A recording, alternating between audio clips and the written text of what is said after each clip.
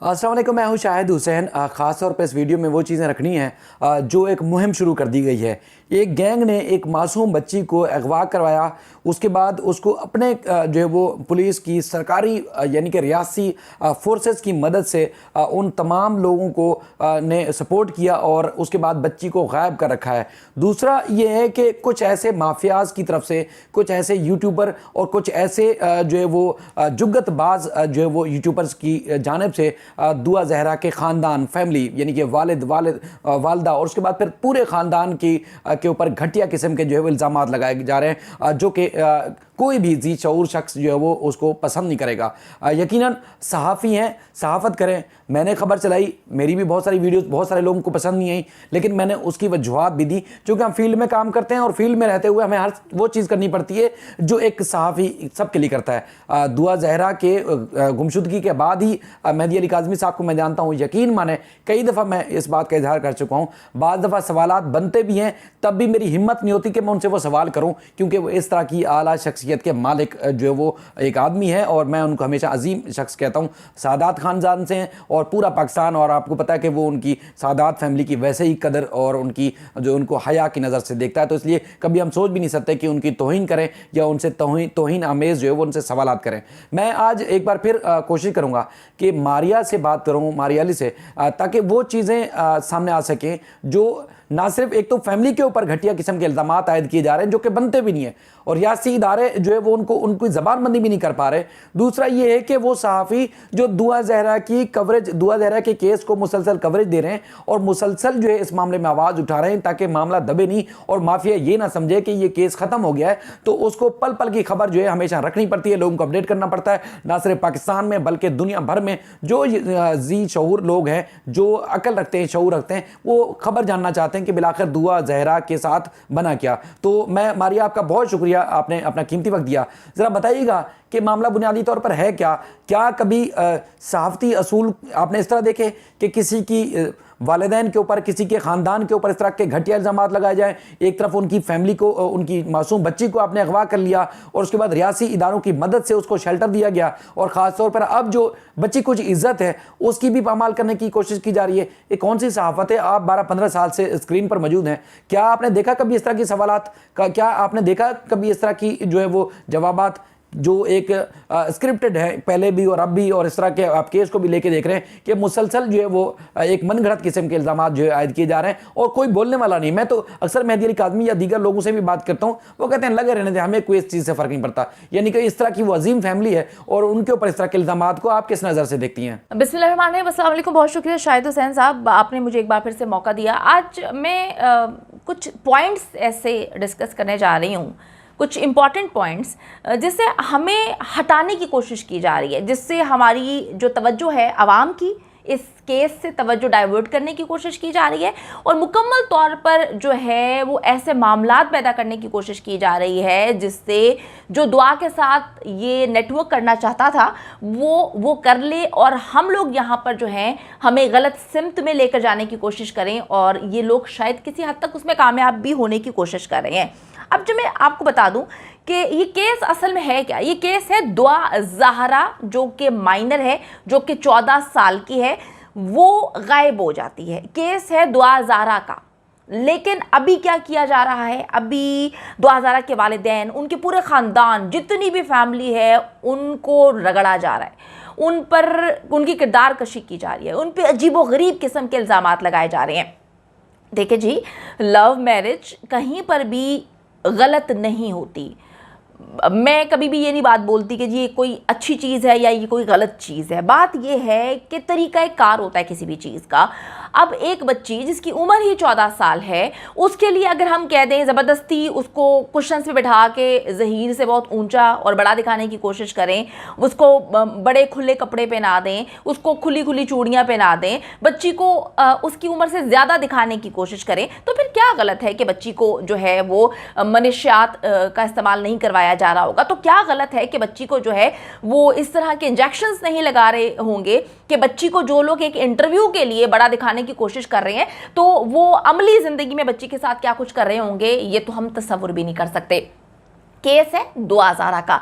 लेकिन इसमें क्या किया जा रहा है, मेहदी अली काज़मी को एक गंदा करैक्टर बनाने की कोशिश की जा रही है। देखिए जी, मेरी बात सुनिए, मेहदी अली काज़मी को पहले दिन से मैं सोच रही थी कि मेहदी अली काज़मी को गंदा क्यों किया जा रहा है। तो बड़ी साफ सी बात है कि मेहदी अली काज़मी है जो चट्टान की तरह इस वक्त खड़ा हुआ है। बच्ची को इन्होंने जो है मुल्क से बाहर भेजने के पहले भी इंतजाम कर लिए थे और अभी भी बच्ची को बाहर भेजने की पूरी तैयारी है। ये एड़ी चोटी का जोर लगा रहे हैं कि बच्ची जो है मुल्क से गायब हो जाए। जो पुलिस, हमारी 3 सूबों की पुलिस इस मुल्क के अंदर ही बच्ची को पकड़ ना पाई, मतलब बाजियाब ना कर पाई, उस नेटवर्क का कला कमा ना कर पाई, तो आप खुद सोचें कि फिर जब अगर खुदा ना खास्ता 1000 बार खुदा ना खास्ता बच्ची बाहर चली जाती है, तो ये लोग जो है इनको तो आराम से, हम तो काम, ये तो काम ही नहीं करना चाहते ना, काम तो इन लोगों की मौत है, तो ये कैसे जाकर काम करेंगे। तो अभी कोशिश ये है कि बच्ची को किसी ना किसी तरीके से बाहर भेजा जाए। मेहदी अली काज़मी को कभी उसने भाग के शादी की है, कभी उसकी फैमिली इन्वॉल्व नहीं थी, कभी वो पता नहीं उसका बाप कहाँ से आ गया, 2 बाप हो गए, किसी ने उसको अडॉप्ट किया था, वो बड़ा जालिम है, वो जायदाद के लिए अपनी बेटी की शादी करना चाहता था। जायदाद कितने का प्लॉट होगा, मतलब आप बताएं ना कि 40 लाख का, 50 लाख का, 60 का, 70 का, कितने का प्लॉट होगा जनाब। जो मैं कैलकुलेशन कर रही थी, अभी तक इनके करोड़ों रुपए लग चुके हैं बच्ची को एक बार बाजियाब कराकर। बच्ची की जितनी भी ये ढूंढना, जो भी चीज़ें हैं, मामलात हैं, इनमें इनके करोड़ों रुपए लग चुके हैं। तो कितनी अजीब सी बात है कि करोड़ों रुपए वो लोग लगा चुके हैं, वो किसी से फंडिंग भी नहीं कर रहे, अपने बलबूते पर सब कुछ कर रहे हैं। उसके बाद वो एक प्लॉट के लिए जो है वो चाहते हैं कि जो ज़हीर का निकाह हुआ ही नहीं हुआ, बकौल लोगों के कि जी तलाक दो। तलाक तो तब होती है जब निकाह हो, उसका निकाह ही नहीं हुआ हुआ। जब एक बच्ची का निकाह नहीं हुआ हुआ तो तलाक की बात। तो मेहदी अली काज़मी को मैं हमेशा ये बात बोलती हूँ कि बड़ा ही गंदा लेवल होता है। मैं हमेशा ये बात बोलती हूँ कि जब ये जो मोहल्ले में लड़ाइयाँ होती हैं, आप कहीं पर भी चले जाएँ, ख़वातीन लड़ रही होती हैं, बच्चों के पीछे जो है फजूल किस्म की, एक नॉनसेंस किस्म की फाइटिंग हो रही होती है, उसमें क्या होता है, गंदी जुबान, तुम्हारा तो ये है, तुम्हारा तो ख़ानदान गंदा है, तुम्हारे तो जो है तुमने भाग के शादी की है, तुम्हारा पूरा ख़ानदान चोर है, तुम लोग तो चोर हो, तुम लोग तो सियालकोट से मुंह छुपा के घूम रहे हो। ये वो वाले काम होते हैं। जब आप लॉजिक्स पे बात करते हैं तो लॉजिक ये है, ये केस मेहदी अली काज़मी का नहीं है, ये केस मेहदी अली काज़मी के फ्रॉड का नहीं है, ये केस उसके जो है सियालकोट से भागकर कराची आने का नहीं है, उसकी भाग के शादी पे नहीं है। ये केस है दुआ ज़हरा पर। दुआ ज़हरा पर केस है जो कि एक 14 साल की माइनर है। वो माइनर जिसको वर्गलाकर जो है सिंध से लाहौर पंजाब लेकर आया जाता है, जिसका एक बोगस निकाह करवाया जाता है, जिसका निकाह झूठ पे निकाह खां ने बता दिया सारी असलियत, और जो गवाह मौजूद था उसने असलियत बता दी। लेकिन सलाम पेश करती हूँ अपने पुलिस पर। मैं कहती हूँ कि पुलिस ने, मैं समझती थी कि पाकिस्तान की पुलिस जो है इंतहाई गलत अंदाज में काम करती है, लेकिन इस केस ने मेरी आंखें क्या, पूरे पाकिस्तान की आंखें खोल दी हैं। तो केस ये है कि एक बच्ची जिसका ना निकाह हुआ हुआ है, बिल्कुल सही कहती हैं उसकी वालिदा, मैं फिर ये बात बोलूंगी कि उसका निकाह नहीं हुआ हुआ, जना बिल्कुल जना के मुतरादिफ है, जना ही हो रहा होगा, निकाह नहीं है, एक हलाल तरीके से काम नहीं है। जबरदस्ती आप कहने की कोशिश करें हलाल है, वो बहुत खुश है, तो वो एक अलग चीज़ है।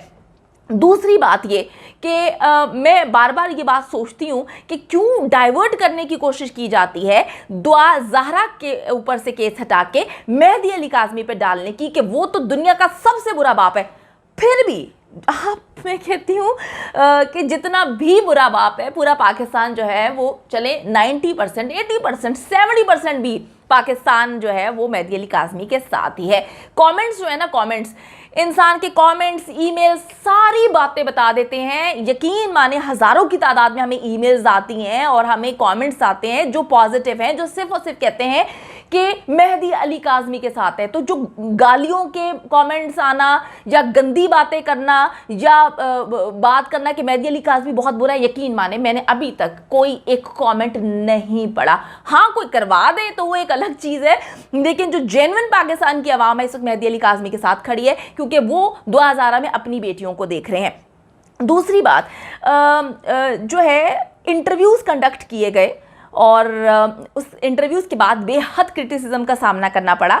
मैं आपको बताती चलूँ कि मुख्तलिफ लोगों ने इंटरव्यूज़ कंडक्ट किए, उसमें से इमरान अली भी एक थे। तो इमरान अली ने हमारे एक बड़े अच्छे यूट्यूबर है, बहुत अच्छा काम करते हैं, डे वन से वो बहुत अच्छे अंदाज में इस केस को कवर करे। हारिस भट्टी उनका नाम है। हारिस भट्टी जो है वो इमरान अली का इंटरव्यू लेते हैं और उनसे पूछते हैं कि क्या मामला थे, आपको किस तरह से कन्विंस किया गया। तो बहुत सारे झूठ उस इंटरव्यू में भी बेनकाब हुए, मैं यहाँ पर डिस्कस करना ज़रूरी समझती हूँ। अच्छा जी, अब जो इमरान अली साहब हैं जिन्होंने इंटरव्यू लिया, उन्होंने कहा कि जी बच्ची, मुझे कोई गैंग नज़र नहीं आया, बच्ची बड़ी खुश थी, पिज़्ज़ा खा रही थी। अब अगर हम देखें, हम मुख्तलिफ प्रोग्राम्स देखते हैं जो क्राइम शोज़ होते हैं, उसमें भी पिज़्ज़ा बर्गर दिखाते हैं और खिलाते हैं। तो पिज़्ज़ा बर्गर खिलाना कहीं इस बात का मेयार नहीं है कि जिसको पिज़्ज़ा बर्गर खिलाया जाएगा वो खुश है, एक पॉइंट। और दूसरी बात ये कि उन्होंने कहा कि जी मैंने बड़ी मुश्किल से राज़ी किया दुआ ज़ारा को इंटरव्यू के लिए। बहुत अच्छी बात है। वो कहते हैं कि जी मैं 2 महीने से इस केस पर बेहद मेहनत कर रहा हूँ और मेरे सोर्सेस जो है वो लगाए और उसके बाद में इंटरव्यू उन्होंने दिया। तो जनाब 2 महीने पहले तो इन हज़रत का, ये जो सर हैं इमरान अली साहब, इनका यूट्यूब चैनल ही नहीं था।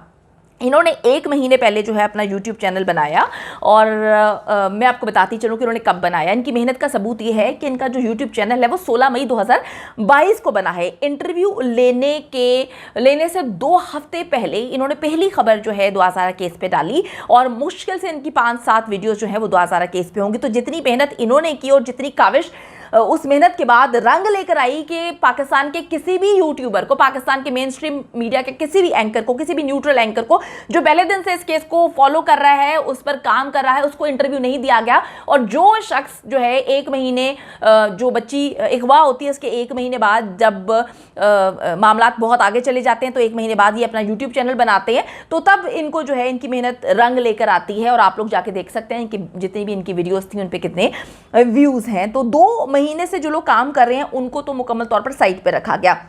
अब जी चुना किसको गया?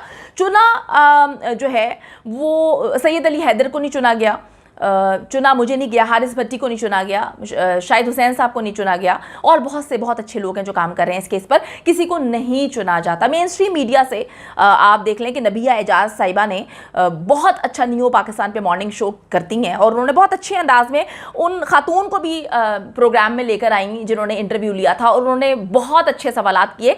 जब आप लाइव बिठा के सवालात करते हैं ना तो आप रिकॉर्डिंग में तो बड़े फन्ने खान बनते हैं, लेकिन जब सवालात मुंह पे आते हैं तो फिर आपके पास जवाब नहीं होता। तो इन सब का यही हाल है कि पीछे जो है एक पूरा प्रोपेगेंडा बनाना, पीछे जलील करने की कोशिश करना, पीछे गंदी गंदी स्टोरीज बनाना, फ़ायदा इससे कुछ भी नहीं होता। जो लाइव में पता चलता है वो तो आप सबने देख ही लिया होगा कि क्या बातें होती हैं। तो इमरान अली जो हैं उनके मुताबिक दुआ इंटरव्यू बिल्कुल भी देना नहीं चाहती थी। वो बोल रहे, यहाँ से बड़ा इंपॉर्टेंट पॉइंट है, वो कहती हैं जी, इमरान अली साहब को कहती हैं कि आप ज़हीर से इंटरव्यू ले लें, मैं अपने वालिदैन के ख़िलाफ़ कोई बात नहीं करना चाहती, मेरे लिए मेरे वालिदैन काबिल एहतराम है, मैं उनको तकलीफ़ नहीं देना चाहती। ये इमरान अली साहब ने जो है हारिस भट्टी के प्रोग्राम में उन्होंने ये बात बोली है कि जी दुआ ज़ारा ने मुझे ये वाली सारी बातें कहीं ऑफ कैमरा। तो बड़ी अजीब बात है कि एक और खातून यूट्यूबर उसी वक्त वहाँ पे मौजूद थी, उन्होंने भी ये सारा का सारा इंटरव्यू कंडक्ट किया। उसके अगले दिन जो है वो ये बात बोलती हैं कि मैं तो असलियत नहीं बताना चाहती कि दुआ ज़ारा ने मुझे क्या क्या बातें कहीं। दुआ ज़ारा ने कहा कि मेरी माँ एक्टिंग करती है, मेरी माँ बहुत बड़ी ड्रामेबाज है। मैं अब वो अल्फाज नहीं बोलना चाहती किसी भी खातून के लिए जो उन्होंने बोले और बताए कि दुआ ज़ारा अपने वालिदैन के बारे में कितना गंदा सोचती हैं। वो कहती हैं वो मारते हैं, मुझे पीटते हैं, वो बहुत बुरे वालिदैन हैं, वो पता नहीं दुनिया के कितने बुरे वालिदैन हैं। तो सबसे पहले तो हम लोगों को, एक पाकिस्तानियों को ये बात सोचनी होगी कि अगर वालिदैन आपको मारते हैं तो क्या वो बुरे हैं?